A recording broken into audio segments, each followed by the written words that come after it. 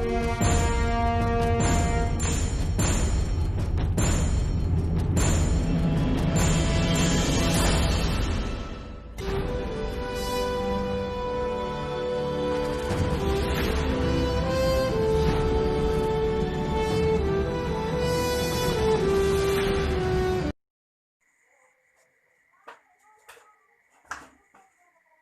बच्चों, good morning.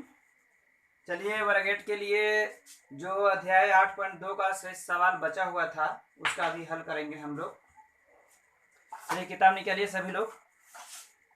Exercise 8.2 का question number 3 से शुरू करना था ना। अभी क्वेश्चन नंबर 3 से शुरू करेंगे हम लोग।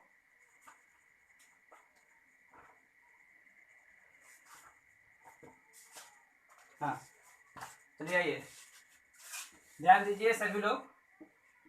एक्सरसाइज 8.2 का सवाल नंबर 3 से बाकी था। देखिए, एक बिजली के पंखे को 510 रुपए में बेचने पर एक दुकानदार को 15% की हानि उठानी पड़ती है। बताइए दुकानदार ने पंखा कितने में खरीदा। यदि वह पंखे को 630 रुपए में बेचे तो उसे कितने प्रतिशत की लाभ या हानि होगी। 510 रुपया बेचने पर, यानी कि आपका ये विक्रय मूल्य हो गया।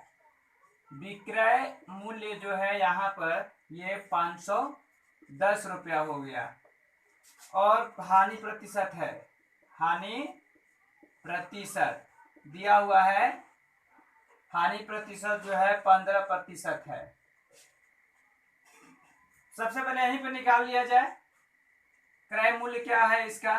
तो क्रय मूल्य बराबर क्या होता है बच्चों, हानि प्रतिशत की स्थिति में क्रय मूल्य बराबर विक्रय मूल्य गुणा 100 बटा में 100 माइनस हानि।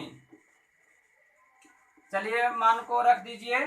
विक्रय मूल्य है 510 रुपया गुना 100 और यहाँ पर 100 माइनस हानि, यानी कि 100 माइनस 15 कितना हो जाएगा।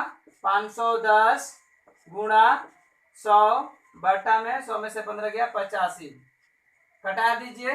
17 पाँचे 85 और 17 तिया 51 और 20 पाँचे 100, 3 दूनी 600 रुपया में वस्तु को खरीदा था और 510 रुपए में बेचा, इसलिए जाकर के उसको 15% की हानि हुई। नया विक्रय मूल्य क्या दिया हुआ है, नया विक्रय मूल्य क्या दिया है। अगर उसे 630 रुपए में बेचे तो उसे लाभ होता है कि हानि। नया विक्रय मूल्य दिया है 630 रुपए में। देख लीजिए बच्चों, यहाँ पर 600 रुपया क्रय मूल्य है और विक्रय मूल्य है 630 रुपया। बोल रहा है कि अगर 630 रुपए बेचे तो लाभ होगा कि हानि होगा। यहाँ पर तो यहाँ पर लाभ होगा। लाभ बराबर विक्रय मूल्य, कौन सा विक्रय मूल्य, नया वाला, नया विक्रय मूल्य और माइनस क्रय मूल्य। जितना क्रय मूल्य आया है तो नया विक्रय मूल्य है 630 रुपया और विक्रय मूल्य क्रय मूल्य कितना है 600 रुपया है। घटा दीजिएगा 30 रुपया क्या होता है हानि हो, सॉरी लाभ हो रहा है 30 रुपया। हानि लाभ प्रतिशत निकालना है, निकाल दीजिए। तो लाभ प्रतिशत बराबर लाभ गुणे 100 बटा में क्रय मूल्य। तो लाभ है 30 रुपया गुना 100 बटा में क्रय मूल्य है 600 रुपया। कट गया 00, 6 पाँचे 30, 5% लाभ होगा जब उसे 630 रुपए में बेचे तब। चलिए बच्चे नोट कीजिए, आगे बढ़े, मिटा देते हैं।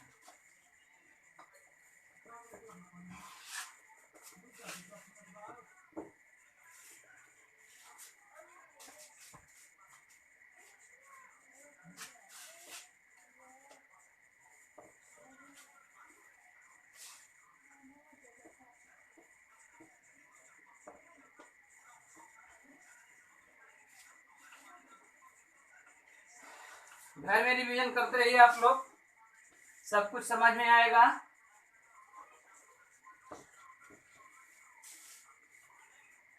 और बच्चे आप लोग का एग्जाम भी होगा, ध्यान दीजिएगा इस बात पर। ऐसा नहीं है कि कोरोना की वजह से आप लोग का परीक्षा नहीं होगा। परीक्षा सभी बच्चों लोगों का होगा और सभी क्लास का होगा। चलिए आगे बढ़े। चौथा नंबर सवाल पढ़िए सभी लोग। चौथा नंबर सवाल,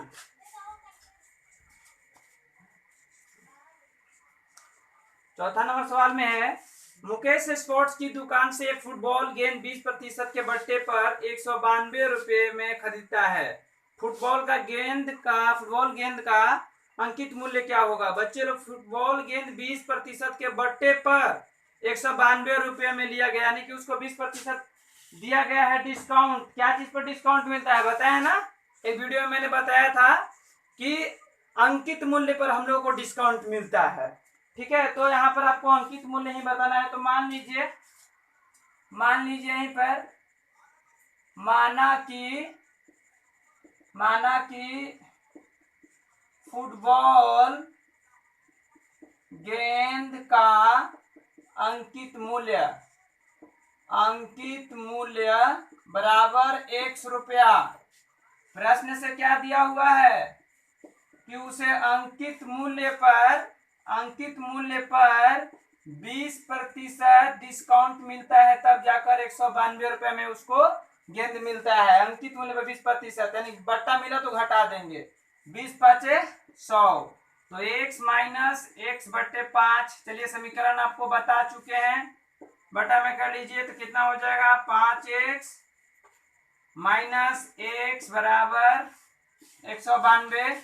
ये बटा का घटाव कर दिए, 5x में से 1x गया तो बच गया 4x बराबर 192, और ये आ गया इधर 5, तो 4x बराबर गुणा कर दीजिए, 5 दूनी 10 और 9 पचे 45, 1 46 की 6 हासिल 4 और 5 4 9, तो x बराबर 960 में 4 से 24 चौका 96, यानी कि 240 रुपया उसका अंकित मूल्य अंकित किया गया था। तब जाकर के उसको कितना में मिला था, तब जाकर के उसको 192 रुपया मिला। उस गेंद की कीमत 240 रुपया उसका अंकित किया गया है। चलिए नोट कर लीजिए बच्चों, इसको नोट कीजिए, मिटा करके दूसरा सवाल बनाए। चलिए यहां पर बना देता हूं। चलिए यहां पर देखिएगा 5वां नंबर सवाल को, एक दुकानदार एक जोड़ी जूते पर 1250 रुपये मूल्य अंकित करके ग्राहक को खरीदने पर 20% की छूट देता है। 1250 रुपये मूल्य अंकित करता है, लेकिन उस पर 20% की छूट देता है। छूट देने के बाद भी दुकानदार को 25% लाभ प्राप्त होता है। तो जूते का क्रय मूल्य बता देना है आप लोगों को। चलिए जब प्रश्न को फिर से आप लोग रिपीट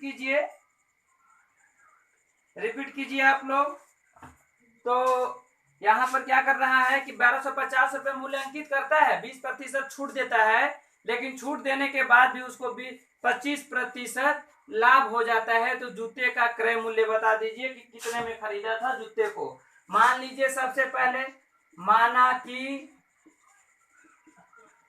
कि जूते का क्रय मूल्य बराबर 100 रुपया। प्रश्न में क्या दिया हुआ है बच्चे कि उसको जूता तो बेच रहा है, अंकित मूल्य पर डिस्काउंट दे रहा है 20%, लेकिन उसको 25% लाभ हो जा रहा है। 25% लाभ होता है उसको बेचने के, मतलब क्या कि 1250 पर 1250 है ना, 1250 पर कितना परसेंट डिस्काउंट देता है, 20% की डिस्काउंट देता है, तो भी उसको 25% लाभ हो जाता है। ठीक है, ये क्रय मूल्य पर 25% लाभ हो रहा है, कितना पर डिस्काउंट देने पर। कटा दीजिए इसको, 25 चौका 100, तो x प्लस एक्स बटे में 4 बराबर, इसको कर लीजिए, 1 0 से 0 खत्म और 1 0 से 0 खत्म, यानी कि 1250 में से 125 दूनी 250, 250 कटा दीजिए, ये बटा का जोड़ कर दीजिए, तो 4x प्लस एक्स बराबर 1250 में से 250 गया, 1000 बच गया, 1000 रुपया हो गया। अब 4x में x को जोड़ दीजिए तो कितना हो जाएगा, 5x बटे में 4 बराबर 1000। चलिए समीकरण वाला नियम लगा दीजिए, जो गुणा में है उसको भाग में दीजिए, जो भाग में है उसे गुणा में दे दीजिए, 5 दूनी 10, 5 दूनी 10, 200। यानी कि x का वैल्यू कितना हो गया बच्चों? 4 दूनी 800 रुपया। 800 रुपये में वो खरीदा था, 800 रुपये उसका क्रय मूल्य हो गया। चलिए नोट कीजिए। अगर किसी को भी कोई सवाल समझ में नहीं आता है तो वो कमेंट बॉक्स में लिख करके भेज सकता है। और ऐसा नहीं है कि आपको समझ में नहीं आएगा, घर में रिवीजन कीजिएगा, सारा कुछ समझ में आएगा। यहाँ पर भी वही प्रोसेस है, थोड़ा सा इसको एक बार और समझा देता हूँ।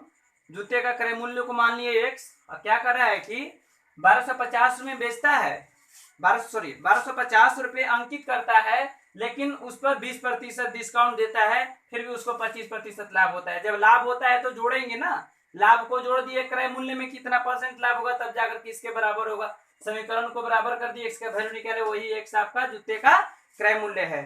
चलिए मिटा देते हैं इसे।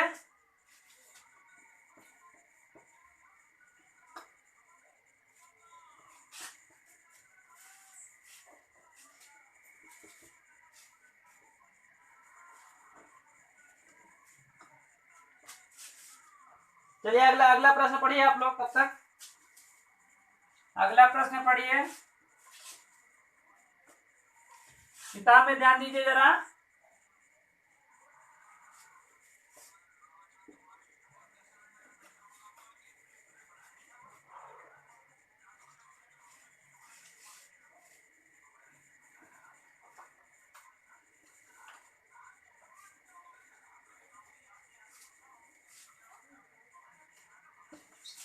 चलिए बच्चे देखिए, छठा नंबर यहाँ पर सवाल दिया हुआ है। सोहन द्वारा एक डिपार्टमेंटल स्टोर से खरीदी गई एक सामग्री का बिल निम्नानुसार है। बिल की कुल राशि ज्ञात करना है।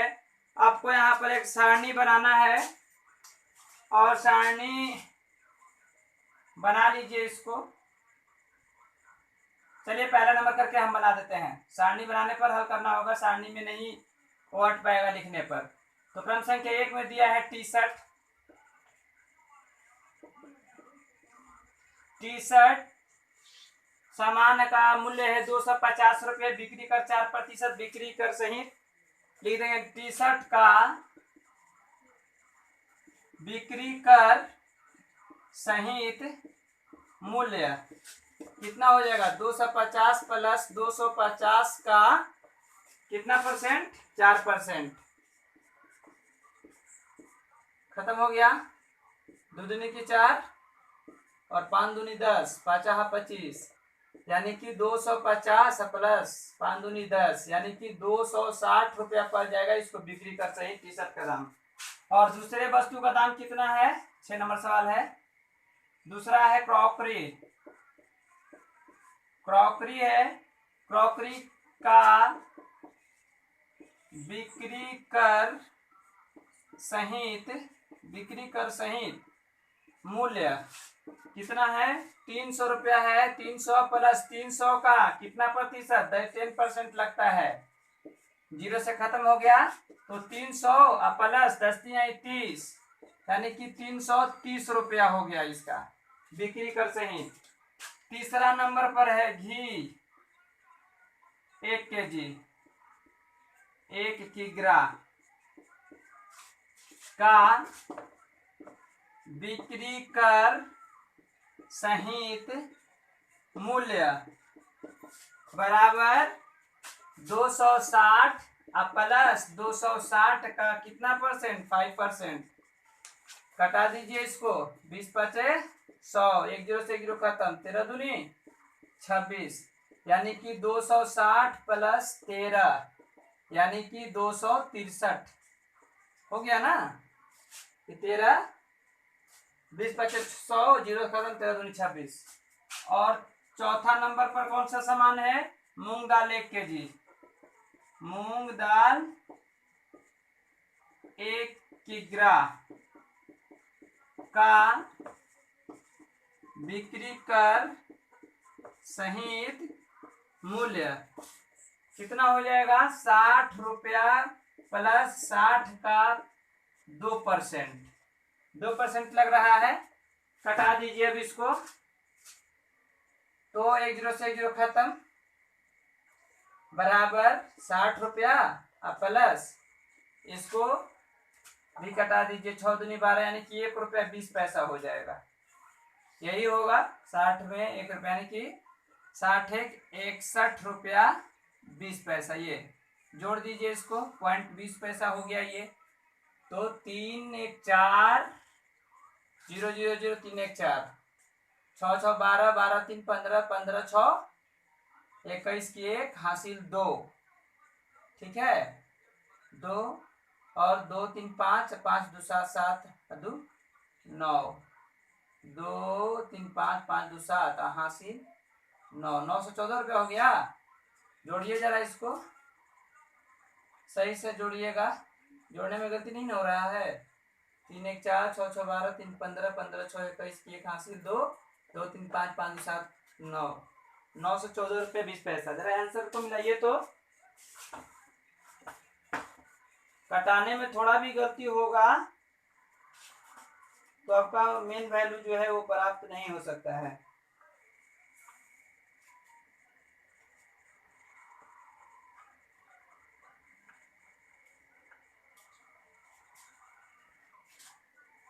क्या निकालना है सवाल में? कुल वैल्यू निकालना है ना।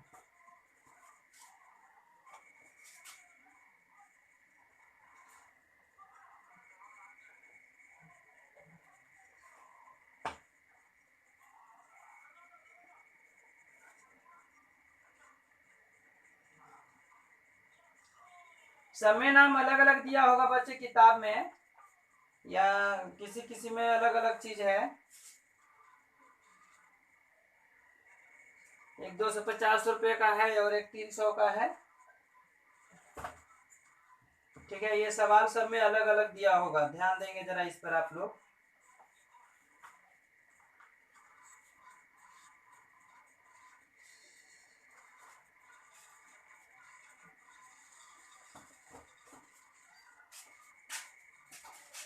तीन एक 4 6 6 12 3 15 15 6 21, ठीक है। तो और 3 2 5 5 2 7 7 2 9, जरा मिला लेते हैं। ये 260 रुपया हो जाएगा। 250 का निकाल दिए यहाँ पर, तो 20 25 100 5 2 10 260 रुपया। 300 का ये कट गया तो 330 रुपया हो गया। और इसका निकाल दिए तो 250 263 रुपया हो गया।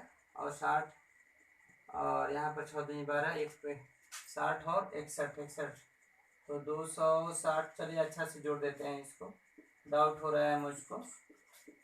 263 और 61 रुपये 20 पैसा।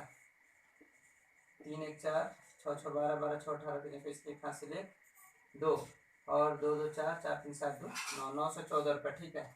नोट कर लीजिएगा इसको। हाँ, सवाल किसी में अलग अलग है किताब में, तो थोड़ा सा उस पर ध्यान दीजिएगा आप लोग।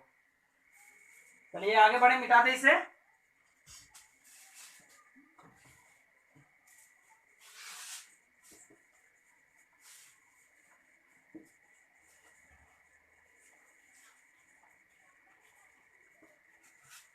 सब किताब में ये सवाल जो है ना, बहुत बार इस क्वेश्चन को देख चुका हूँ। अलग अलग नाम भी दिया हुआ है और अलग अलग वैल्यू भी दिया हुआ है।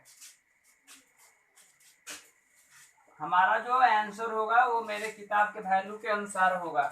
आप लोगों के किताब में जो वैल्यू दिया होगा उस वैल्यू के अनुसार आप लोग निकालिएगा, क्योंकि मेरे पास जो किताब है वो 2015-16 वाला किताब है। आप लोग के पास नया वाला होगा तो उसमें अलग वैल्यू दिया हुआ है।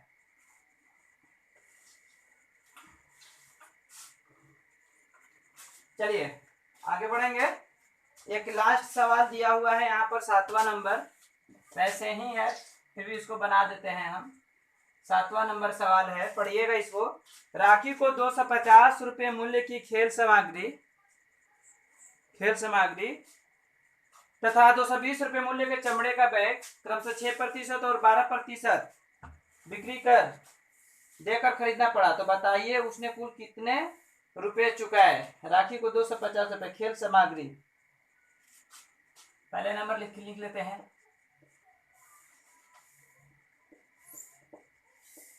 खेल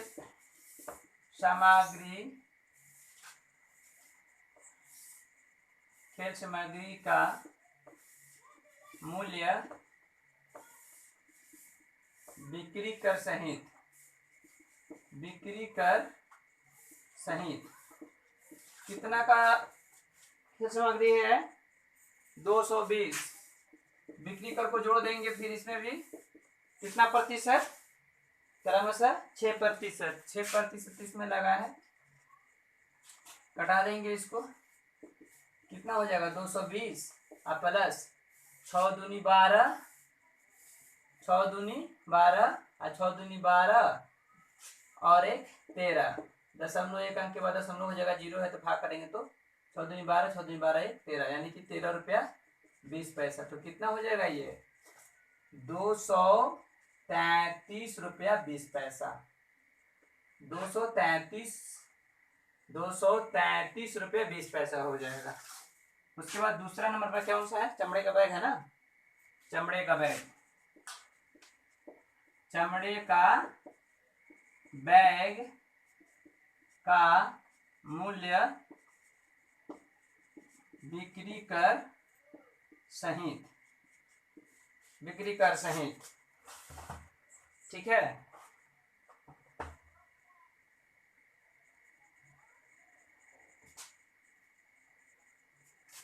बच्चे मिस्टेक हो गया है, यहाँ पर 220 नहीं 250 दिया हुआ है किताब में, हम ऊपर वाला ही देख लिए क्या। बिक्री कर 250 पर निकालना है बच्चों, 220 पर नहीं निकालना है।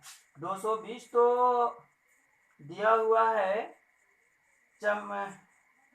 चमड़े का बैग का दिया हुआ है, 250 इसका है। 250 प्लस 250 का कितना प्रतिशत 6%।